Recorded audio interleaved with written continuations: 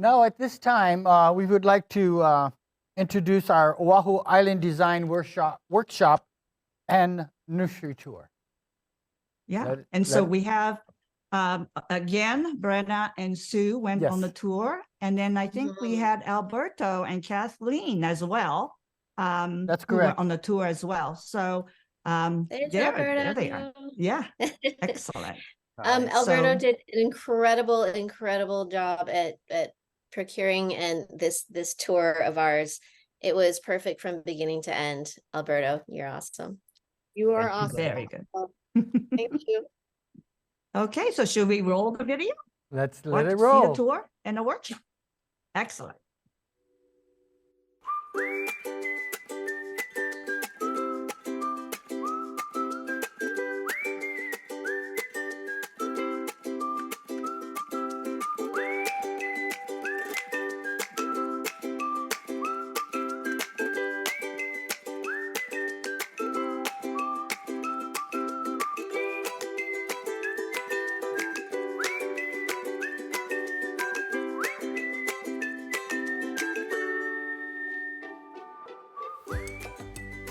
On the island of Oahu for Celebrations 2023, students were given a bag of materials that consisted of homemade glue, cardboard, a variation of tropical and temperate flowers. The objective was to build a construction using the cardboard and the glue. You can even use this short piece like this so that you really have these, it's not just one solid block of cardboard, so you have just a little bit of variation, and feel free to come up and look to see what I've done up here as well. Obviously there I took longer pieces of cardboard, these ones, it's gonna be shorter though. Okay, so you're just gonna keep building and building and building. Now, within that, just keep in mind that we're gonna be adding flowers. So what's the water source for that? We're gonna do water tubes. All right, so everyone has some bind wire, right? A little, a spool of bind wire. So what you're gonna do to add water tubes is to add them to a piece of cardboard, okay? You can add one this side, you can add another one on the other side, and that'll just give you, you know, a double. So that's good, either on one side or the other side. And what you want to do to secure that, you have to bind it in 2 points. So you're going to take your skewer or whatever you have so that you can poke a few holes side by side here on one side, or the top and then the bottom. And then you're going to use your bind wire to bind that to the cardboard. So then it's not going to go anywhere.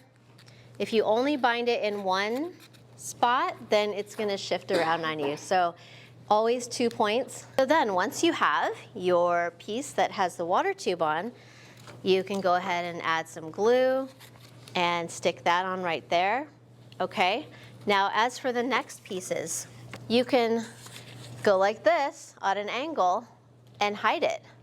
All right, so you do that, or the opposite side, you'll be able to see some. The only other thing you're adding are, everyone has some mulberry paper, and you can just tear this up however you want, add little pieces here and there or not.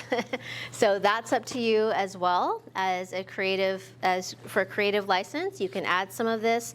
Some of it can showing on one side, the top, any way you like, but it's just, think of it as just layers. You're just building layers going sideways, and then it could go up and down. So you want to build all the way to the end so you have that tension, and then you can build outwards after that with some more glue. Now, if you want another option, one more option is to keep building along here, okay? So you build, and then you could even put some on its side. If you want some negative space so that it's not a solid block of layers, then you put a stack down, maybe more narrow, and then, so if that's here, then you're gonna keep building along here. So it just adds a bit of a nuance, you know, to the design. Totally up to you.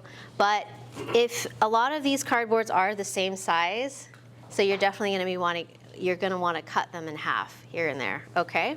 So once we have the base, you are gonna take, everyone's gonna get a piece this size, okay? And this is to cut whatever shape you want, all right? So say I'm gonna do, let's just for speed right here, and I'll do one later.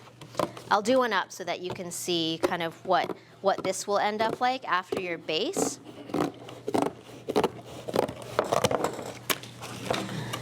Okay, so I'm just gonna do something kind of abstract. So you can draw this out first or just do a freehand cut. Okay, so you can keep cutting there. You can do a hole in the middle so that it makes it more transparent, all right? And to that, the same as with the mulberry paper and just tearing up pieces, you can tear up piece by piece and then use that as some texturization on the cardboard on the top. Front and back, you can make it a tight wrap around your form so that it's nice and clean, or it's kind of fun just to leave some of the edges and not fully glue it just flat. Maybe just do a bit of glue here, stick it down, but it still has some movement. It's not just stuck and totally flat unless you want it to be. Okay, so this is just for a bit of texturization in between or on this piece. Once this piece is done, just like you threaded this through, so don't cut this right away, don't cut the skewers down. You can thread this on, and then you basically we're creating a backdrop, right, for the flowers. And then once that's done, we add flowers to the water tubes, and then you can design your own, and I'll show you a little bit after, once we have one built here. We've got quite a few stems that you can play around with and use, and we can delve into that a little bit later. Okay, questions? No? Should we just go for it?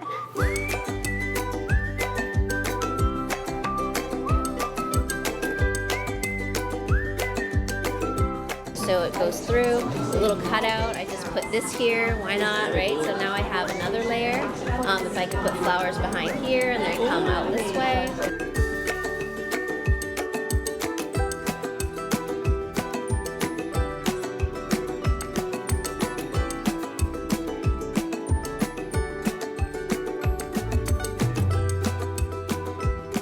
All the designs were very unique and different, and it's incredible to see the imagination that one person has, how to create something out of just plain cardboard. Each design was different. There was no design that was alike.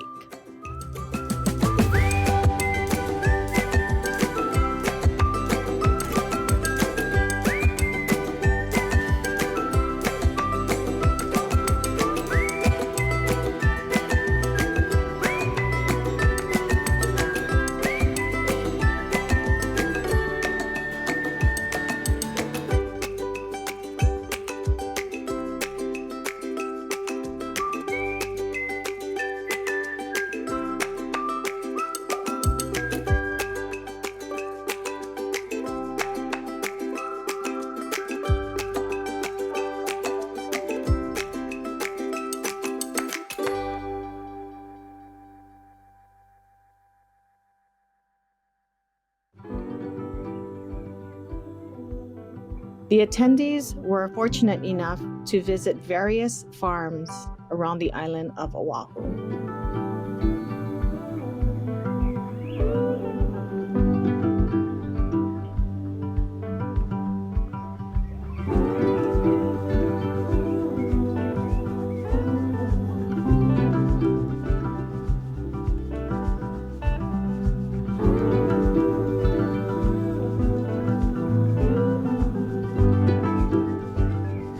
The first tour that we did for the day was at the Magoon Research Facility, which is part of the University of Hawaii.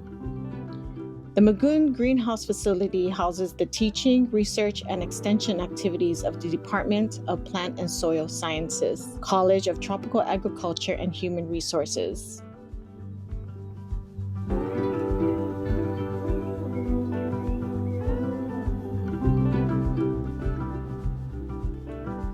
This is the Magoon Research Facility, part of CTAR, College of Tropical Ag. We're going to be able to tour this facility and show what's going on. And Dr. Tessia Moore here, come on out. Don't just peek out, come on out.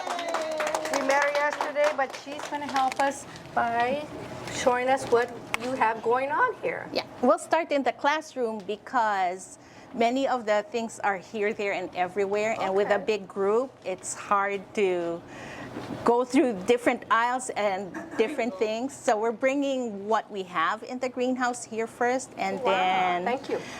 Just to, make it easy for everybody. Okay.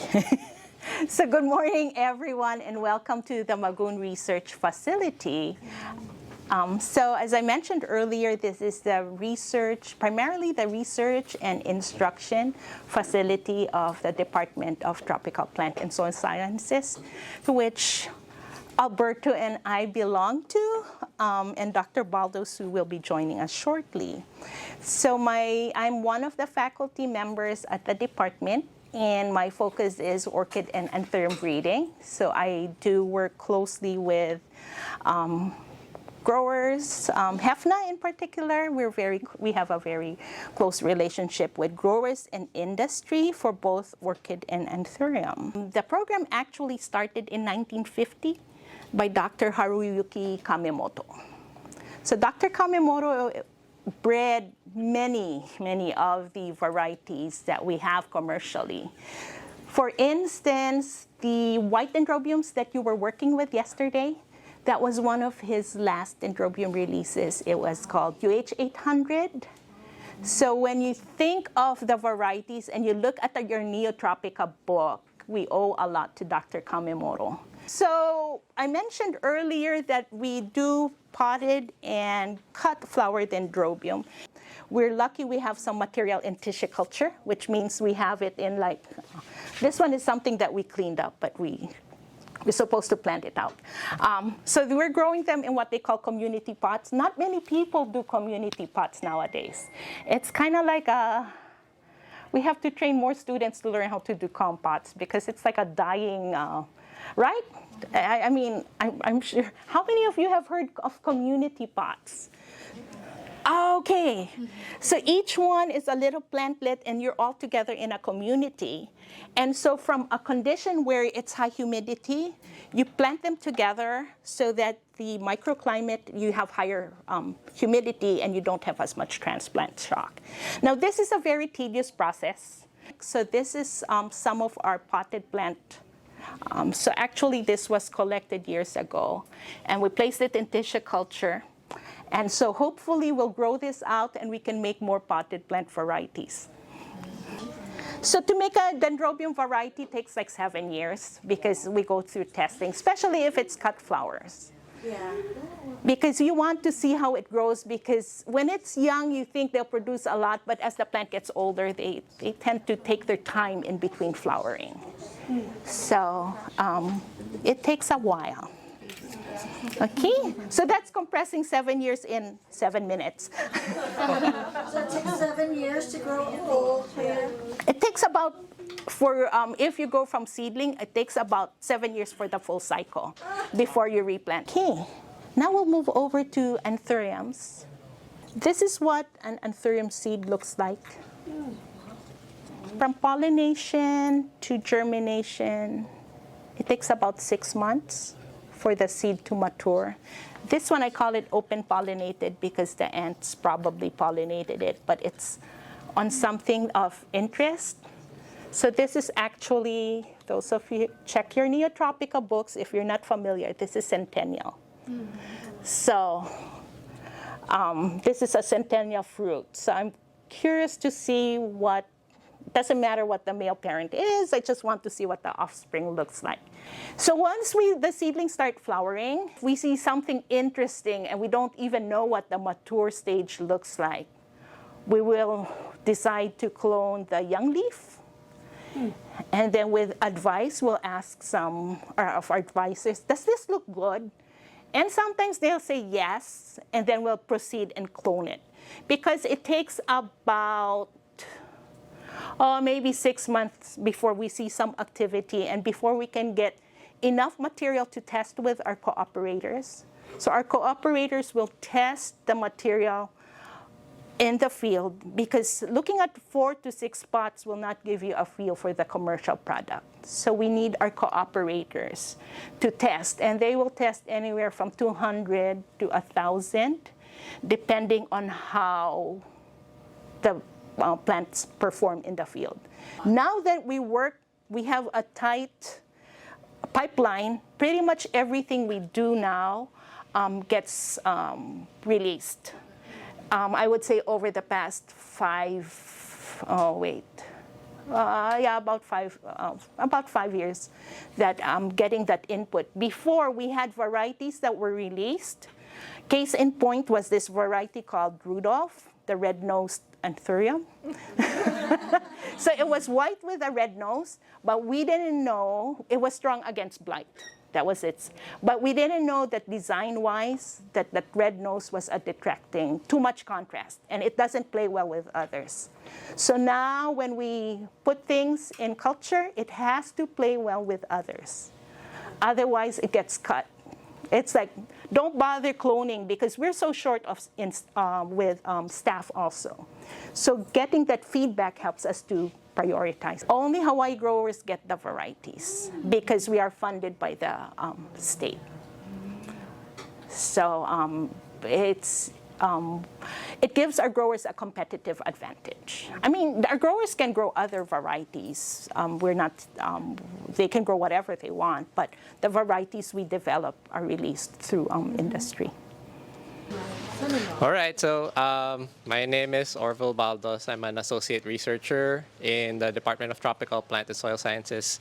So my research area is looking at native Hawaiian plants for landscape and ornamental use. So I'll just show you some of the plants that we have and what type of research we're doing on some of these new selections.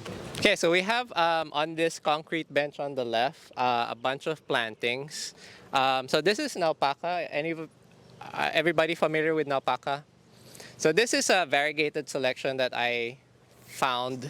So you can see it's not, it has that lime green look to it. So I just planted them and see, trying to test whether it's stable or not. You can see that it's not consistently coming up variegated. So there's some sections that are not variegated. So we're trying to stabilize that and see if, what can we do to make it stable. So this can be useful in the landscape industry. Yeah, so those benches on the right is rented. Lion Arboretum actually rents it out. So they use that for their plant sale. Yeah, so they do plant sales, I think, twice a year. So they use that area there as their growing space for the plant sale. Let me just show you some seedlings that I germinated from the variegated carex. And as you see, there's variations in variegation. There's one that's like almost white. So this is at the preliminary stage. We're just growing it out and then seeing what type of variegation it looks like. This one, I'm waiting for suckers to come out because this one has a different variegation pattern. You can see like it's a white strip and then green edges. What's this yellowy variegation behind you, the other plants? Oh, this one. This one is another selection on the pipeline. So this is a native peperomia. It is a peperomia. Yeah, peperomia blanda. We have the largest concentration of peperomias in the Pacific area. You can propagate the variegated one through stem cuttings, or you can do leaf bud cuttings. So just a leaf and a piece of stem with a bud on them, and then you just plant that, stick it, and it will... Almost like a succulent. So there it is. It's a they and them. I'm interested, so It's all good. So that's what it is. Oh my goodness. So the male part is covered by, the pollen is covered by this pollen cap. So you just lift it with a pencil And then this cavity has a stigmatic fluid, so you dip your pencil in the stigmatic fluid, get the pollen, stick it in, and that's it.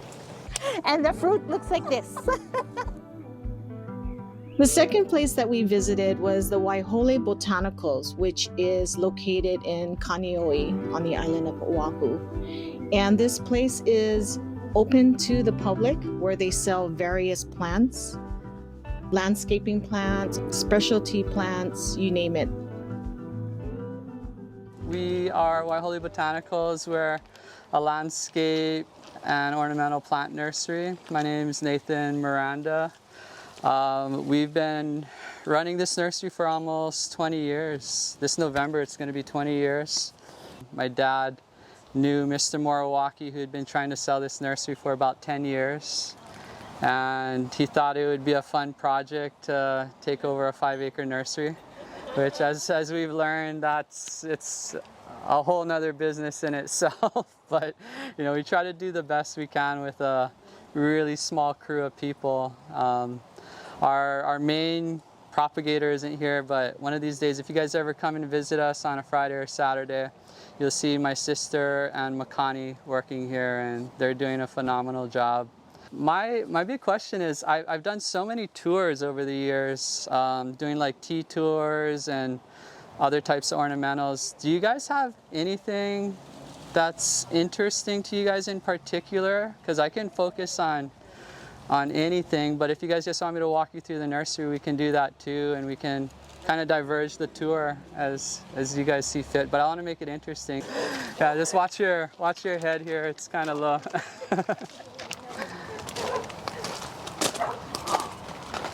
So there's a lot of tea leaves in here. Here, the way we do it is we just cut them and poke them right into the new media pots that we grow in. And all of our stuff is done in soil for our tea leaves. Certain things we start them in soilless media, like our native plants that we do. But with the tea leaves, the trick that I found is you want to cut back almost all of the leaves. You just leave the top 2 or 3 leaves, but take it all back using the pruning shears. You can strip off a little bit, but don't strip it all the way up, because if you start exposing too much of the cane, it opens up wounds that there's certain moths that like to attack the tea leaf. So to protect it, we just clip a lot of the leaves up and then poke it in, keep it kind of in a shady condition. So if you're doing it by your house, put the pot on either the east or the north side of your house, kind of under the eaves, and just water it every day. And so, you know, when you grow tea leaves from seeds, you can get miniatures from regular sized tea leaves. I would say maybe like 5% of the seedlings come out to be miniatures, which actually, if you come and see this section here, we have a whole section of what's considered miniature tea leaves. So this is a cool plant. Yeah.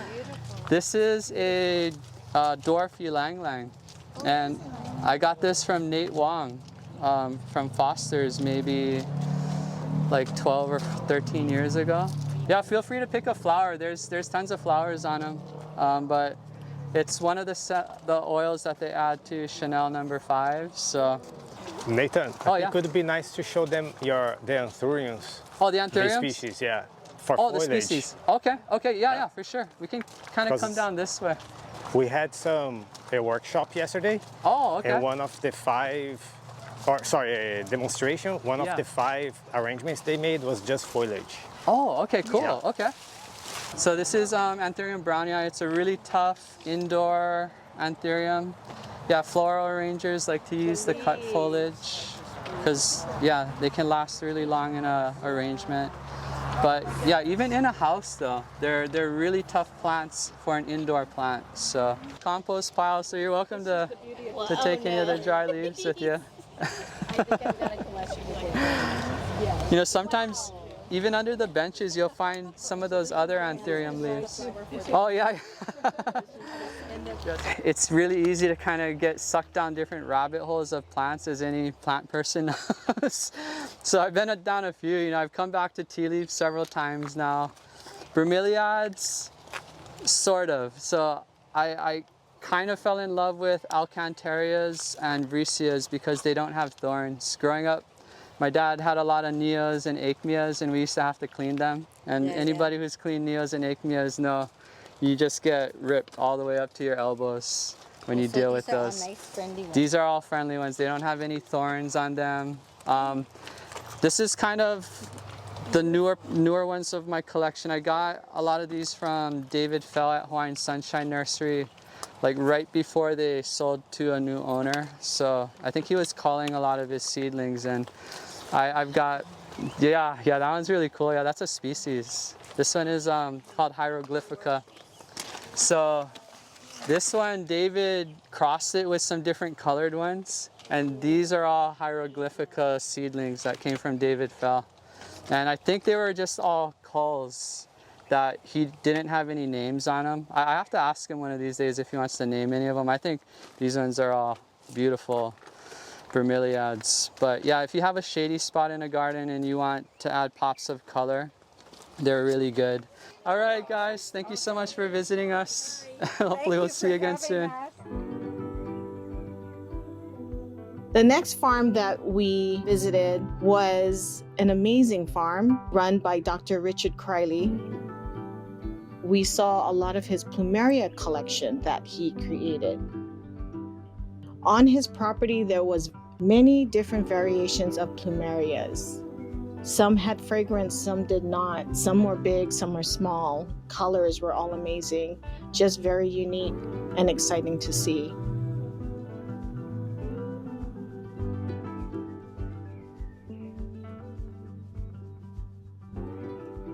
The plumeria collection was actually started in the mid-1960s. Wealthy horticulturist Komohana Donald Angus walked into the horticulture office at the UH campus one day and said, "I'd like to give you some money to start a plumeria collection."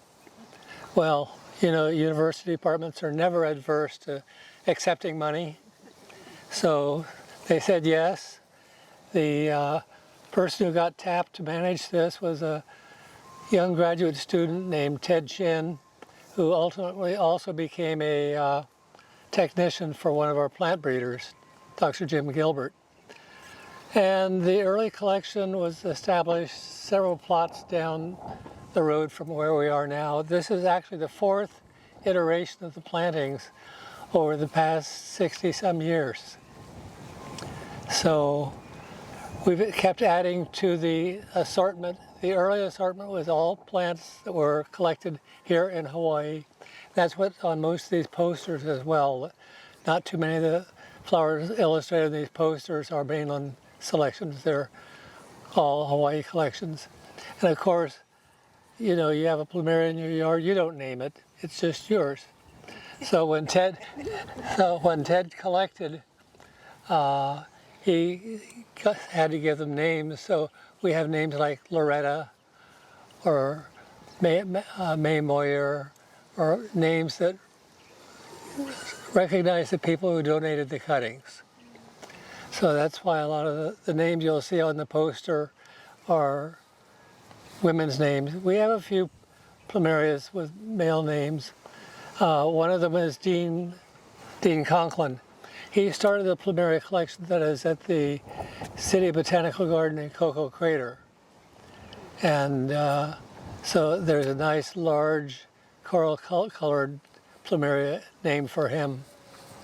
And of course we had to name one for Donald Angus because he gave us money.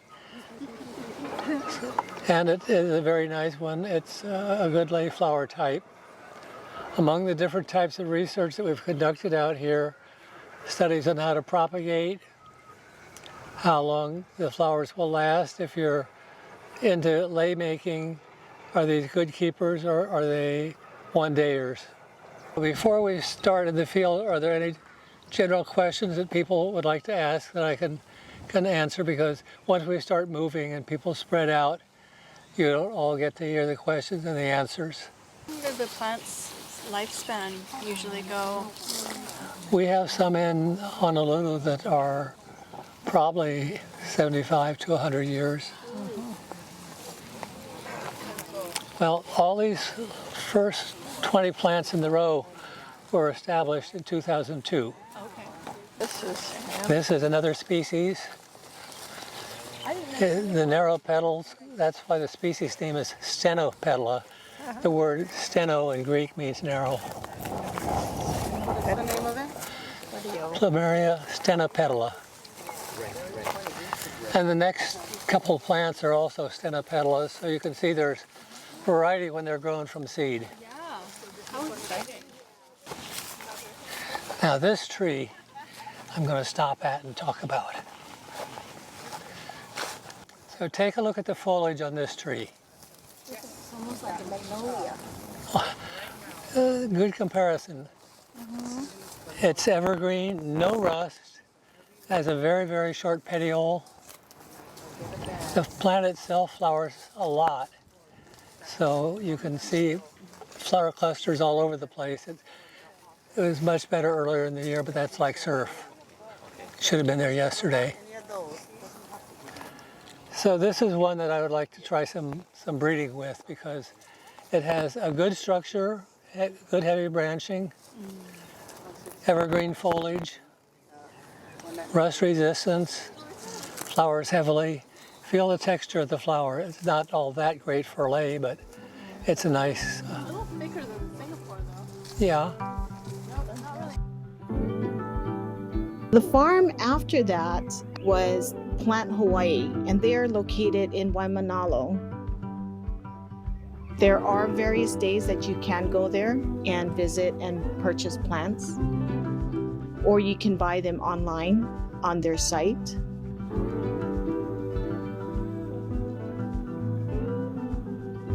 I don't know if we'll all fit. I don't know if we'll all fit in here, but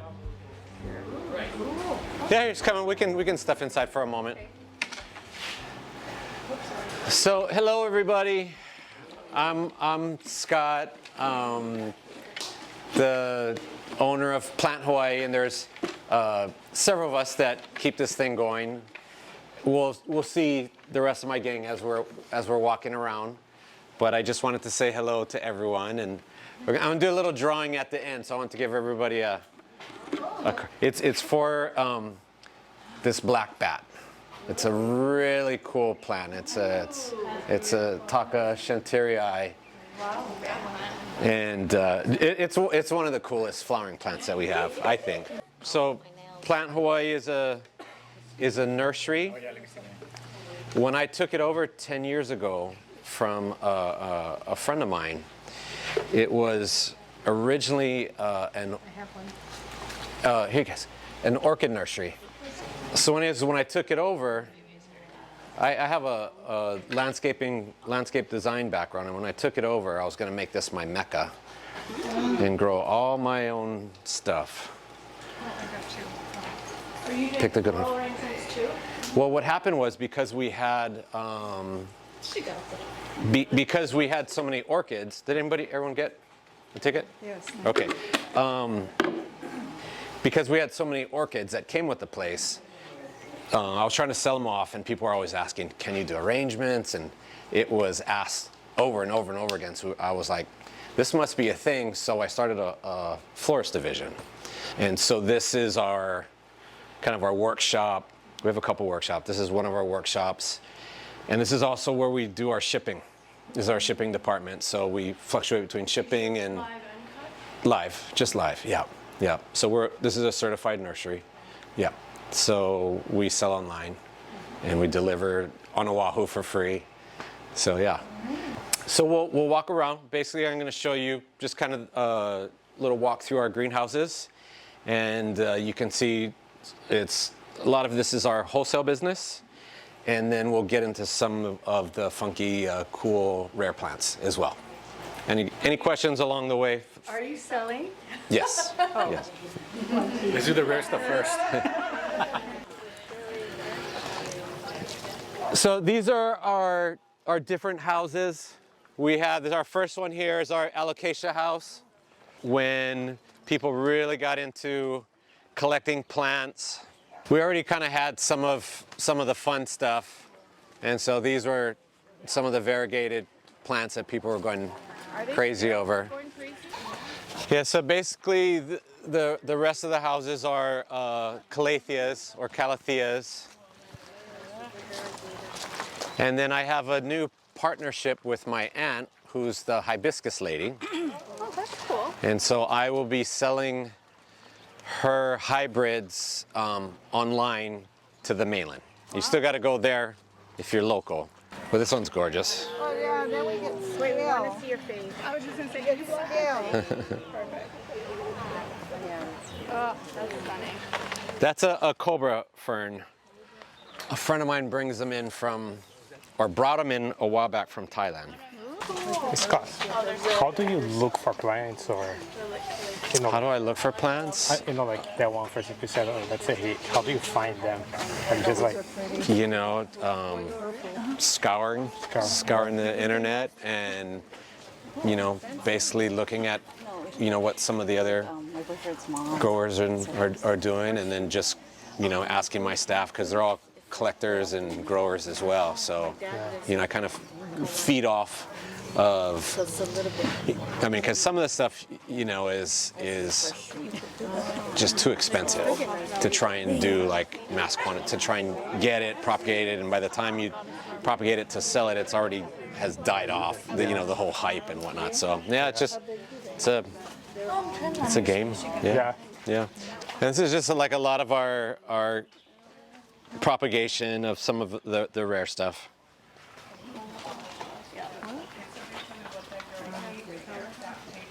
Oh, what do you call that? And then what's fun when we're doing our floristry work, just to come down in here and mix some of these with, Just come down and get it. This is a pretty one. You just found one that was, come on, variegated, or Look at this one. Oh, that's the fire. Fire flash, yeah, variegated one, yeah. So, This is Molly's collection here.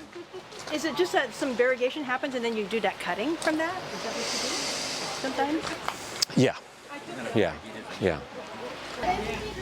33. Woo!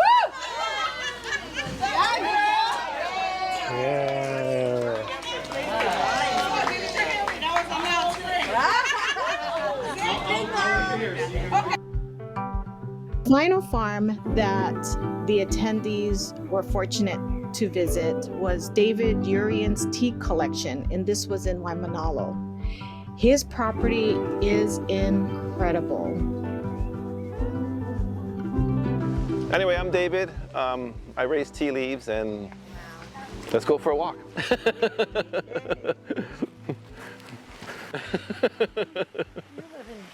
Oh, thank you. When I bought this place 30 years ago, you had to come through here with a machete. And thank you. Like a Buddhist.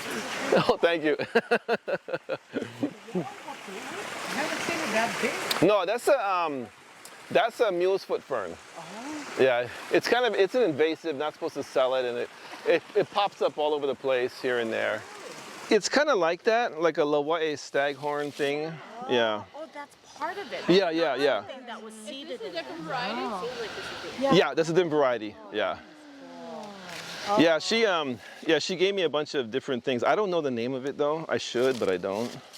Wow. Yeah, it's a nice plant. She has all kinds of, when you go into her greenhouse, it's like, kind of like being on the stage set of the Addams Family. There's all this stuff in there that you've never seen before that you're kind of afraid that, a tendril might come out. If they're hard, they're not going to germinate. And then you just squeeze them into. Squeeze them into the flats, yeah. Okay, and you always squeeze in them. Yeah, we don't have to. Sometimes I've had so many this year, I just throw all the berries in there and, whatever comes up, comes up. And just using a potting soil? Potting soil, yeah. No, just plain potting soil is the best. And the clarinerbium in that back area, that's not for sale either? No, over here is for sale, except these guys and the orange one.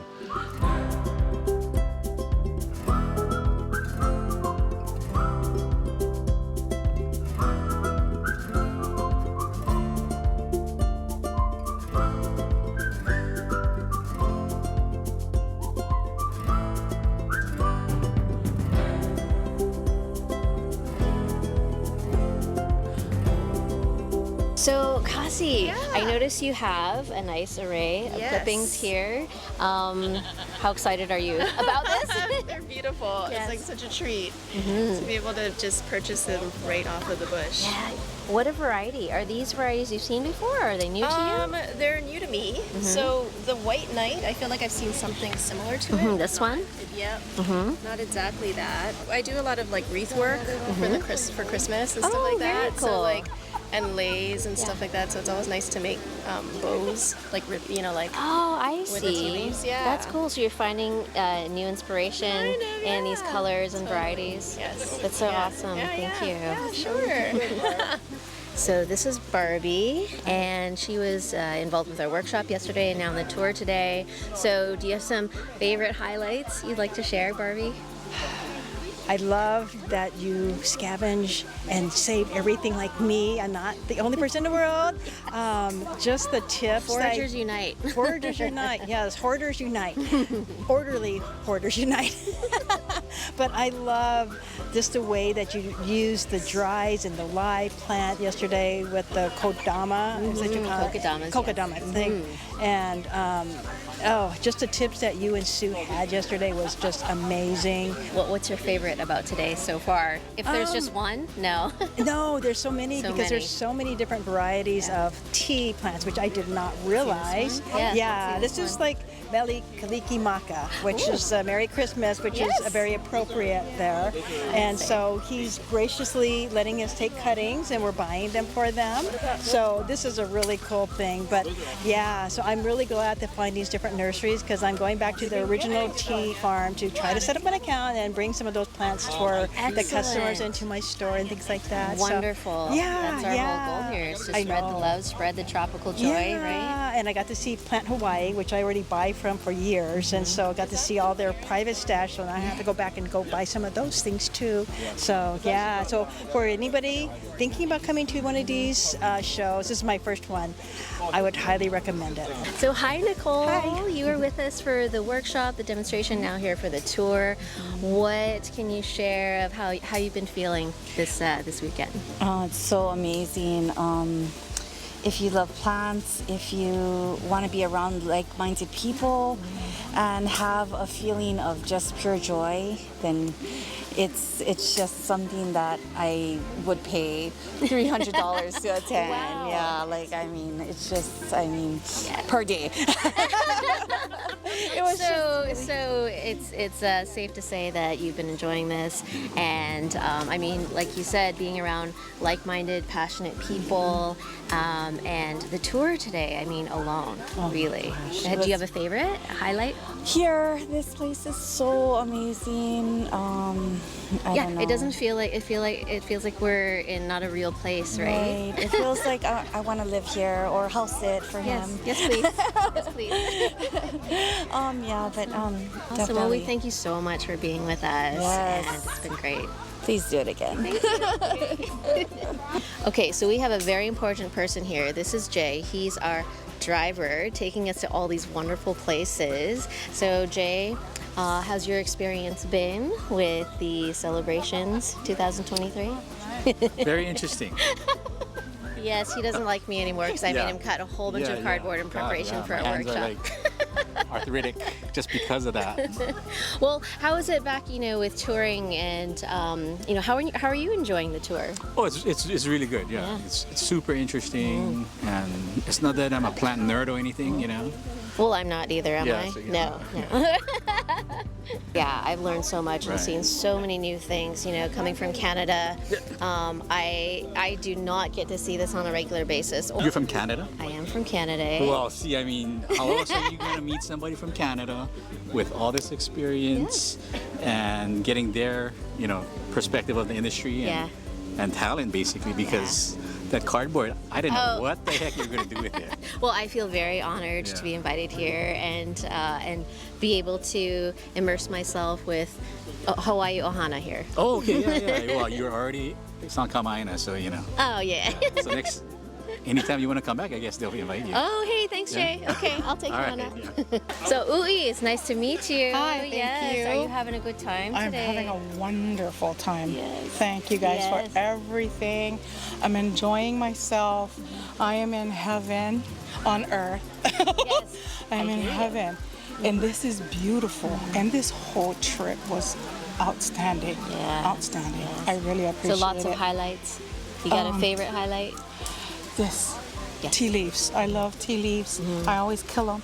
So I was able to get some tips on him and the others on how to care for them. Oh, wonderful. So So it looks yeah. like you've got a collection here with Yes. you. Yes. $50 worth. Ooh, so you do this again? Absolutely. And bring all your friends. Absolutely, I will. Seriously. I found this out from my nephew that was on Kauai. And he showed a bouquet that he had, and I said, wow, that is nice. He said, oh, he was telling me about this. It's coming to Oahu. I said, you're kidding. He said, yes. I said, okay, I'll send you the link. Fine. Yes. So he sent me the link, and then I registered, and here I am. So, Chris, yes, it's so awesome to have you with us. I know your dad had to leave early, but hey, we've got you here. And are you enjoying the day so far, the tour?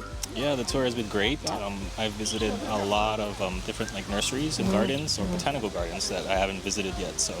Oh, perfect. So this is giving a good overview, a variety of what Oahu has to offer. Yes. Yeah, exactly. Otherwise, you would never know. Yeah. You would never know that those were there. We had a really nice time. And so cool. So glad you came to join us. Do you have any highlights you want to share about the tour today? Oh, it was just everything was just so interesting, and being able to see all the different farmers and what they plant, and you don't necessarily see some of those things in the store. I would say majority of it, yes, right? Yes. Yeah, so many. So that was just wonderful that we were able to do that. Yeah, fantastic. Thank We're you. so glad you joined us. Thank you. Davis. Thank you. All right, so here we have Kathleen Yoshinaga, and she is one of the main organizers of the Oahu Show for Celebrations 2023. And we just want to sit down and talk for a second. So I see you have a lovely specimen in your lap here. It's called Mele Maka. That's wonderful. Oh, Merry Christmas, right? See? Yes. Yes. See, I know a little bit about Hawaii. Anyway, so how do you feel about this weekend's event? Oh, it was a fabulous 2 days. Fabulous 2 days. I think you did a great job yesterday with all your presentations. Oh, you did awesome. Everyone seemed to have enjoyed it, and which makes me happy to see all these happy faces. And today we're all having fun collecting specimens and coming back in our seats with all these different colored tea plants and plants. Yes, it's super exciting. Very exciting. Yeah.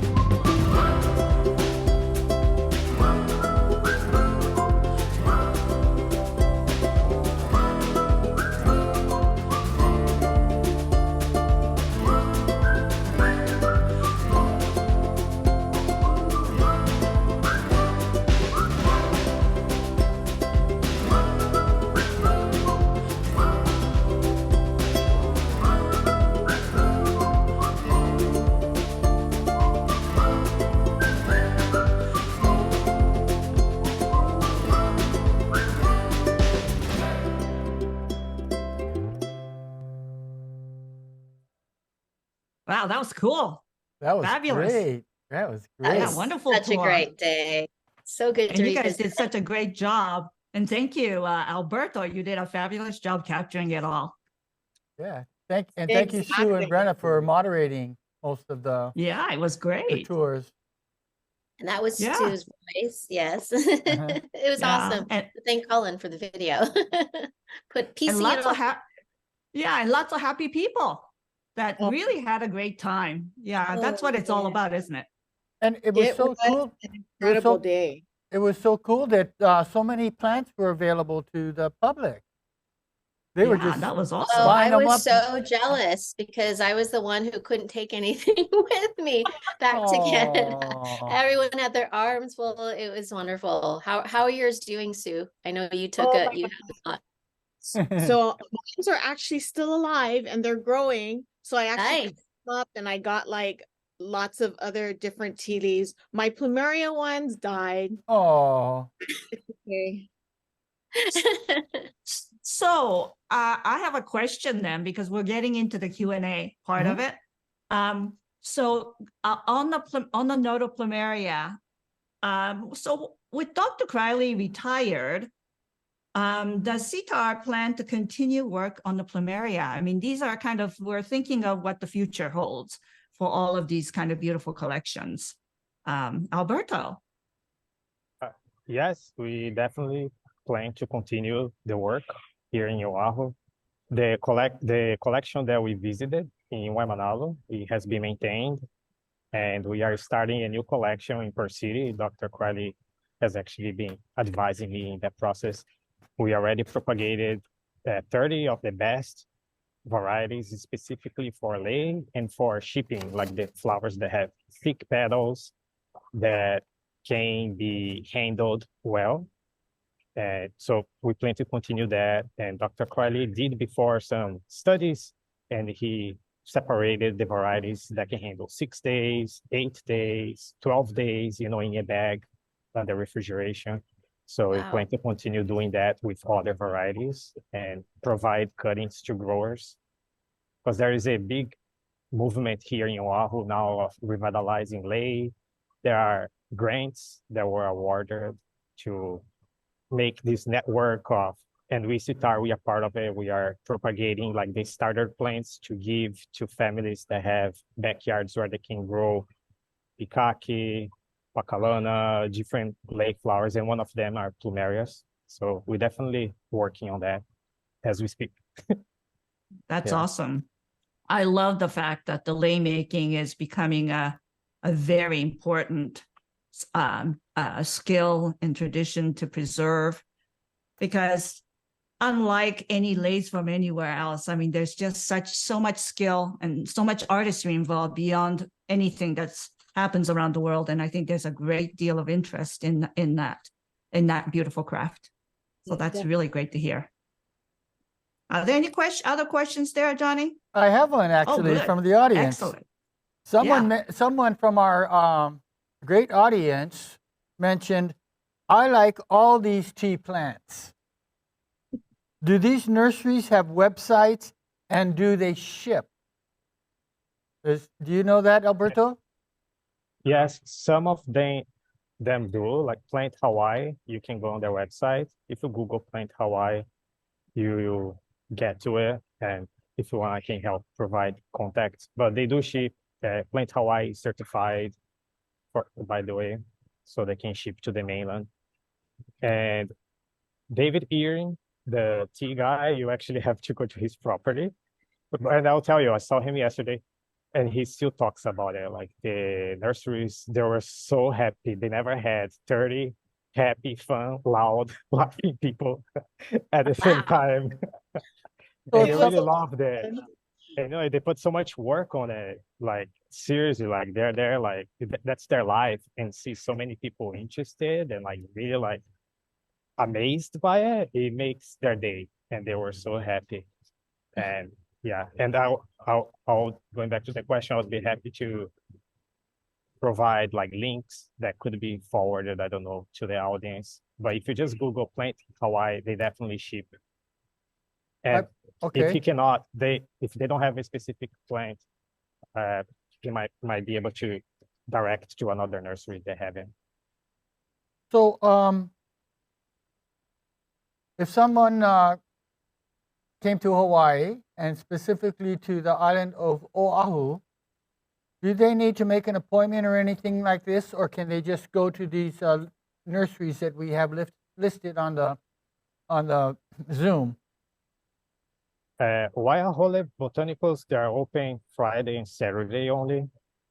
Planting Hawaii is not like a retail open doors. You need to make an appointment. I would suggest to look online. You can just Google the nursery names. You find their web pages and give them a call and make an appointment instead of just showing up. That way, to make sure that there's someone there, check on weather conditions. Yeah. Okay, great idea. Make it a pleasant experience. I hope that, thank you for your answers, and I hope that our viewers, if that's enough information for them, because I'm sure a lot of them are like just wanted to be right there and buy some plants too, right? It's worth it. If you're flying in from mainland, you have, and your florist especially, this is one of the things you have to do, not just the touring, sightseeing things, but to book an appointment with, 1, 2, 3 of these nurseries. It's really eye-opening. It's so exciting, as you could see. I would also like to mention that if you do come from the mainland and you decide to purchase a plant from one of the nurseries, that they'll need to go to the agricultural inspection, the USDA agricultural inspection, before you're able to take that plant with you. So that's something very important to consider. Okay? Good to know.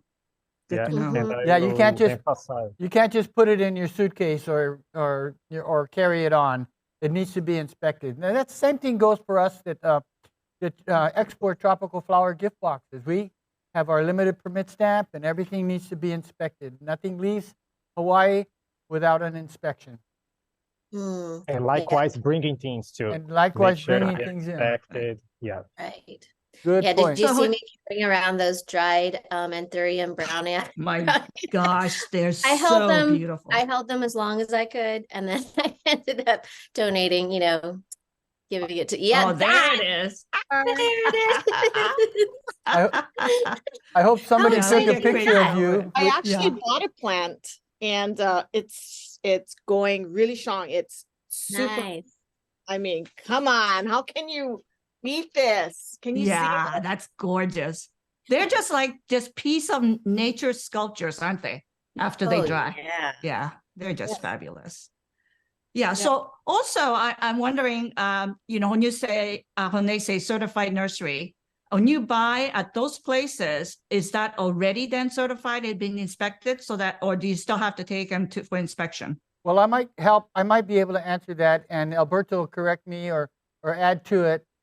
But when someone has a certified nursery on Oahu, they have to have a BRN stamp, which is a burying nematode stamp, and they have to be so many feet off the ground, and there's specifications to be a certified nursery. You can't just be a certified nursery. There are guidelines in order to be a certified nursery. Would you like to add to that, Alberto? Oh, yeah, there is a process. They need to be inspected, and the certified nurseries, they work with other nurseries too. They make the process way easier. So for example, you might buy something from Oahu Nursery, and the other nursery that is certified might be able to inspect the plant and resell, ship the plant, because they're authorized to inspect on behalf of to make sure that the plant is clean and able to be shipped away.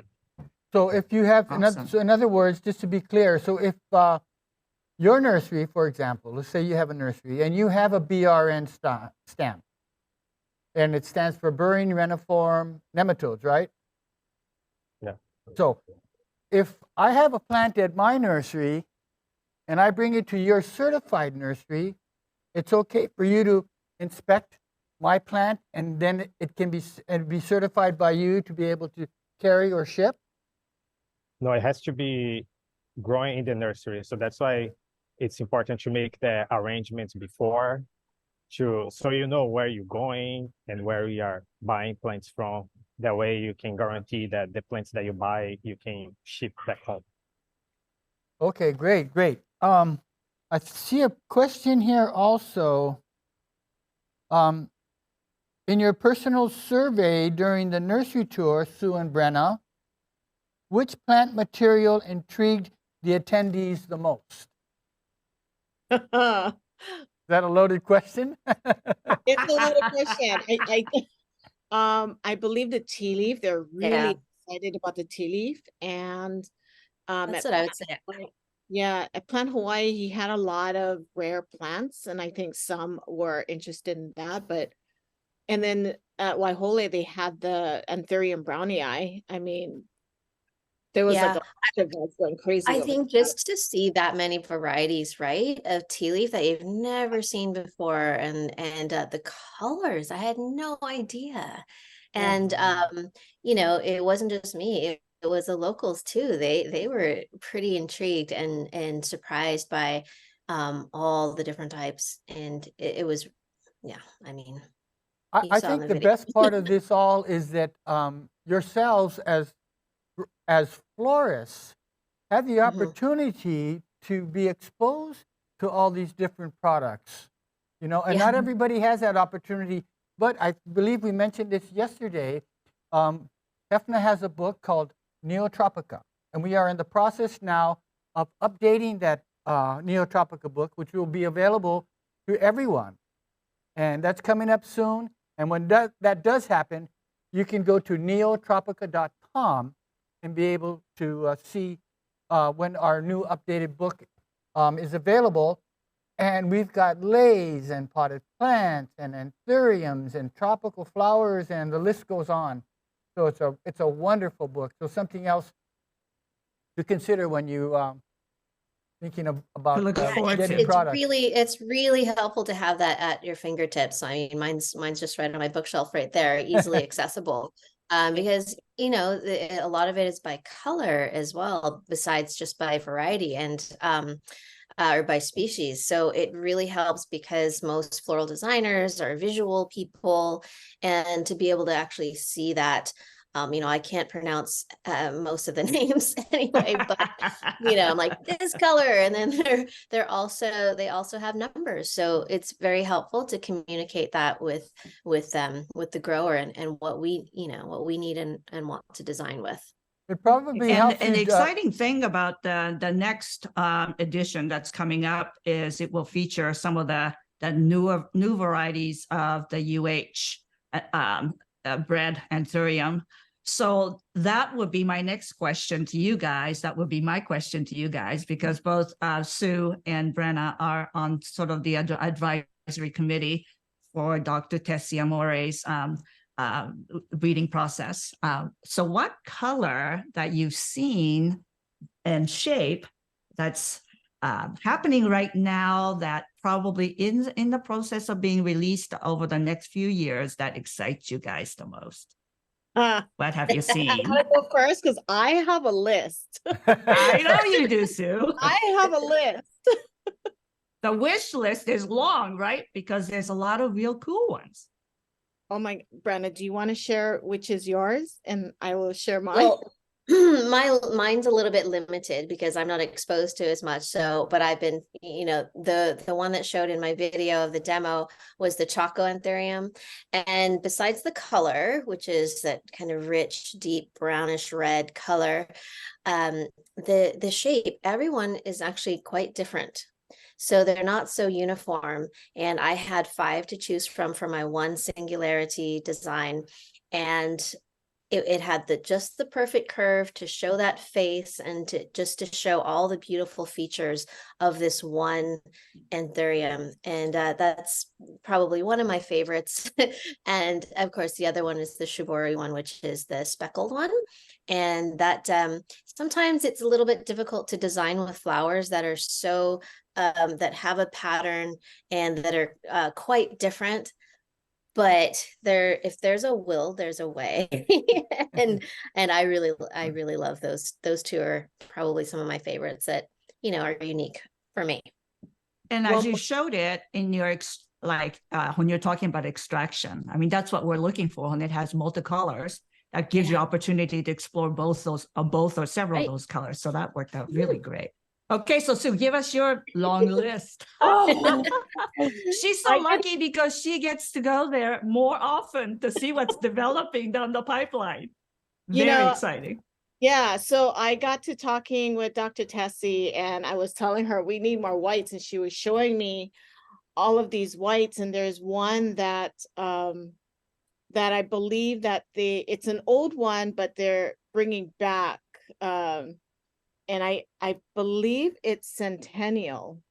That is like a nice white tulip. But my other favorites, oh my God. Okay.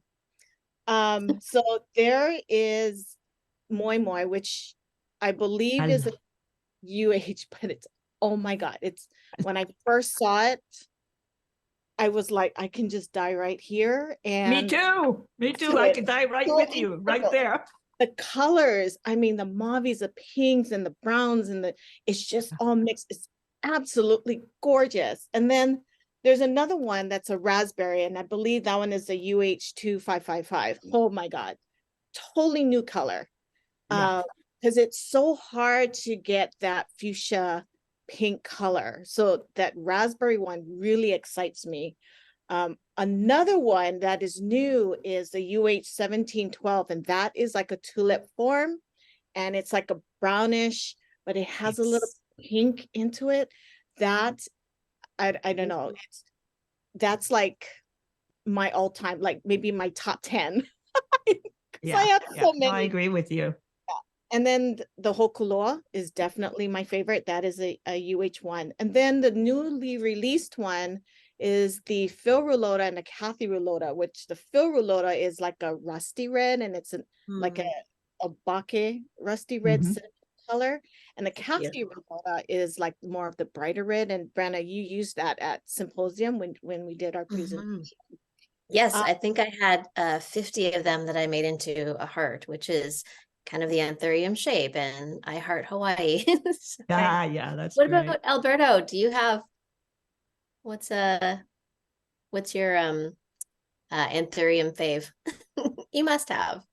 I like the species a lot. I'm not like actively involved in Dr. Tessie Zamori's research, but I really like the species, like the more wild, the big leaves. They're so special. In Brazil, I used to work for a breeder that would send me with him on his trips, and I would climb the rocks and the trees and collect plants for him. So it's super cool to see them in the nurseries, and I think they're so special. Cool. And I have seen them being used at the Waikiki International Marketplace as potted plants. Cool. So they are getting their space in the market. So I have another question here that sort of has a little bit of a similar reference, like Dr. Baldos, with his research with the native plants. How is the demand for native plants in Oahu and other places on the islands? It's big and it's increasing. Not just because people are getting excited about growing native plants, because it's sustainable and it's environmentally sound, but it's also required by law. Since the early 90s, the first law that passed, 92, 93, required the language was whenever and how much ever is possible should use native plants in public landscaping projects. And recently, the language changed to require actual percentage. So right now, landscape projects in public projects like state projects, they require 25% of the plant area has to be native plants, and projected for 2030 to increase to 35%. That's why you see like Naupaka used a lot, Komohana, other native plants being like more common. It's like the standard now in airport projects, roadway projects, and the demand will just keep increasing, right? Because it has to go from 25 to 35 by 2030. So that's why it's so important, the research that Dr. Baldos is doing, because with this increase in demand, there's also a increase in demand for a variety of plants, right? Because people get bored of using the same thing over and over, right? So it's interesting that he's doing all this research on identifying the plants, like finding them in the wild, or there are special plants that comes up in his greenhouse, propagate them and make them available so that nursery growers can propagate them and be available for the public. No, that's great. I mean, I think, just looking at like some of us, like Brenna and I from Canada, and looking in, we really noticed that, you know, because Hawaii being the island, that they have to be so careful about the invasives so that it doesn't take over and destroy the native plants, and that there's a much bigger awareness of being mindful and caring for all of this, the sustainable side of what we do. And I think that also sort of creeps into the way we design. We want to make sure that when we forage, that it's foraging things that's not going to hurt the environment. So I think the Hawaiian Island is a great example of where sustainable growing as well as sustainable forestry, there's a lot of great living lessons of how we can do this. So I love that about it, because it makes us explore further as to how we can do this better. Yeah. It's also That's why, sorry. I was going to say, that's why part of the movement now for these delay projects, right? So people are not like harvesting maili from the forest because it's getting more difficult and more difficult. So we're trying to teach people how to grow these plants, like not in their nurseries or properties, not harvesting from the forest, the seeds and all that. Right. I think a lot of this has to do with our goals, which is import replacement. And buy local, it matters. The less we bring in, and the more that we can grow here and be not only sustainable, but also profitable in Hawaii as growers. Absolutely. It's very important. We're even getting more farmers to grow the temperate flowers in Hawaii, the ones that are suited for here, which is to your folks' advantage, the magic that the three of you ladies do there with all the product that you get. So thank you. Any more questions, Hitomi? I think we covered everything, right? I think so. I think that was a great discussion. Okay. Thank you all. Thank you so much, Sue, Brenna, Alberto, for a great workshop and tour today on the island of Oahu. It was fantastic. Fantastic. Wonderful.